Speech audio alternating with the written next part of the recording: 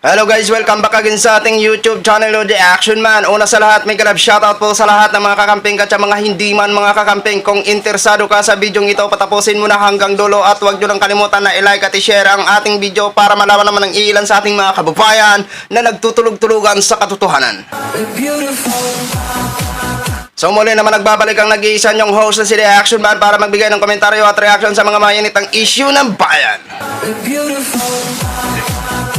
So ito ha mga ka-action, may gusto lang ho ako na i-share sa inyo about ito sa latest update sa drug case na nag-iisang kaso na lang na natitira ni dating Senadora Laila De Lima mga ka-action.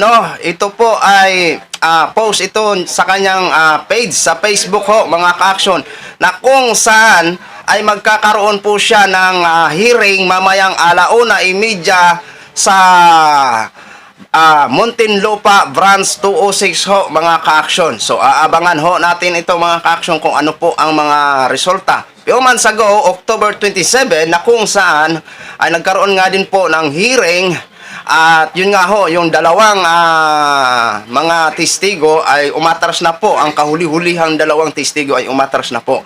At ito naman ho, gusto ko lang ho i-share dito sa ating programa ang kanyang naging post sa kanyang Facebook feeds, no, mga ka-action, na magkakaroon siya mamayang hearing mamayang 1:30 ho mga ka-action. So para hindi ho tayo magtagal mga ka-action, basahin na po natin ang nasabing post.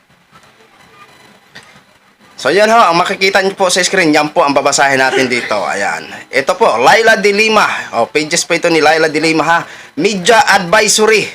Attorney Laila M. De Lima will attend the hearing on the remaining bogus drug case filed against her tomorrow, November 13. So kahapon pa ito na post ho mga ka-action. Ngayon, November 13 na ho mga ka-action. 1:30 p.m. at the Muntinlupa Regional Trial Court RTC Branch 206 ho mga ka-action. And an order date October 27, 2003, presiding judge Honorable Jenner M. Gito said the court will discuss in the hearing the motion to quash information and or dismiss the case due to lack of jurisdiction filed by De Lima co-accused former Bureau of Correctional Bureau Director Franklin Jesus B. Bukayo. Yun po ang naging post ni dating Senadora Laila De Lima ho mga ka-action, no? So ito na po ang another hearing naman po at aabangan ho natin mamaya kung ano po ang maging resulta sa hearing ho sa nag-iisang case na isinampa laban sa kanya. Kasi kung tutuusin, wala na ho sana po talagang dahilan para i-detain sa Bilibid Prison ito si Attorney Laila De Lima dahil nga po sa kakulangan na ng ebidensya at wala na pong mga witnesses para ano pa ang ano nito. Siguro may mga tao talaga na iniipit pa. Kasi kapag makakalaya po ito si Attorney Laila De Lima, magiging sakit po ito ng ulo ni Lolo Nyo Digong. Alam ho naman natin kung bakit maging sakit ito ni Lolo Nyo Digong, di ba? So, isa din po siya sa mga para ikulong ito si Attorney Laila De Lima during ng kanyang administrasyon ho mga ka-action.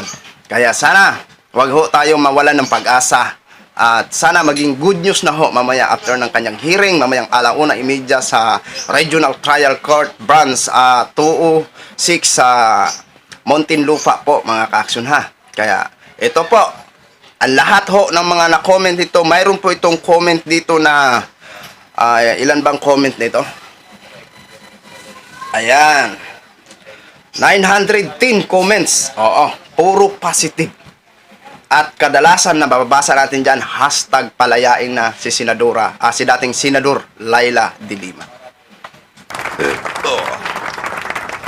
Yan po ang hangad ho natin sa Supreme Court. Panawagan ho natin. Total, wala naman po na talagang mga ebidensya.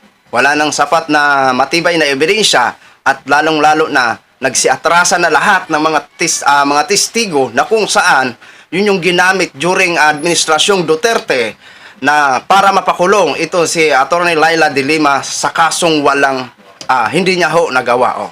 Magsi 7 years na ho, siguro mahigit na 7 years ang pagsakripisyo ni dating Senadora Laila De Lima sa kasong hindi niya man lang nagawa.